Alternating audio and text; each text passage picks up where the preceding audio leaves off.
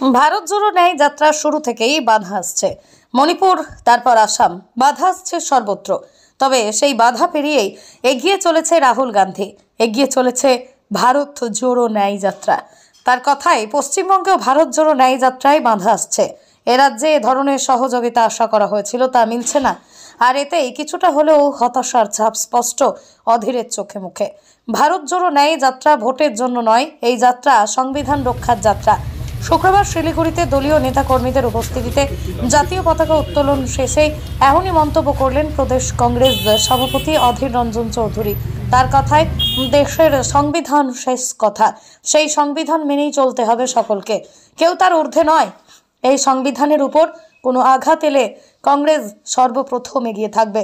তারপরই ভারত জোড়ো ন্যায় যাত্রা ইস্যুতে মন্তব্য করতে গিয়ে কেন্দ্রের বিজেপি সরকারের নাম উল্লেখ না করেই আলোচনা করেন।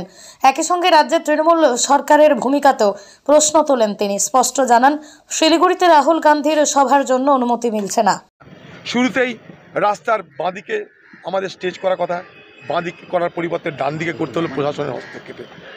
সামান্য কারণে এখানকার প্রশাসন অসহযোগিতা করছে।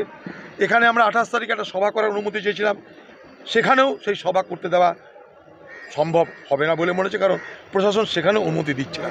প্রশ্ন হলো এটা, রাহুল গান্ধীর এই যে ন্যায় যাত্রা, তার যে প্রোগ্রাম, কোথায় যাব না যাব সমস্ত চার্ট কিন্তু আমরা অনেক আগে দিয়ে দিয়েছি। হঠাৎ করে রাহুল গান্ধী রাতারাতি কোনো প্রোগ্রাম করছে না, রাতারাতি কোনো রাস্তা তৈরি হচ্ছে না। এখানকার শুধু নয়, ভারতবর্ষের মণিপুর থেকে মুম্বাই পর্যন্ত পুরো রাস্তা আমরা সরকারকে দিয়েছি, সে কেন্দ্রের সরকার ও রাজ্যের সরকারও। তারপরে কেন এই ধরনের প্রতিবন্ধকতা এখানকার প্রশাসন তৈরি করছে, এটা আমাদের কাছে অনেক বড় প্রশ্ন, অনেক বড় জানার আছে। এখানটায় আমরা চেষ্টা করছি প্রশাসনকে বোঝানোর যে রাহুল গান্ধী যে পদযাত্রা, সেই পদযাত্রা নির্বাচনকে সামনে রেখে নয়। সেই পদযাত্রার উদ্দেশ্য হলো ভারতবর্ষে আজকের যে ভারতবর্ষের সংবিধান, সেই সংविधान के रक्षा करार शपथ नेवार यात्रा। उन पे राहुल गांधी जी की सभा करने की इजाज़त नहीं दी गई थी। आप मणिपुर से बाहर निकलकर थौबा के आगे एक निजी ज़मीन पे हमारे ये सभा करना पड़े उसी समय, क्योंकि सूबे की सरकार की सहयोग नहीं थे।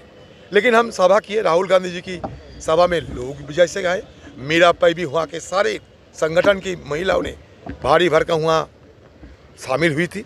और जितने तक राहुल गांधी जी की ये यात्रा चली मणिपुर में, हर जगह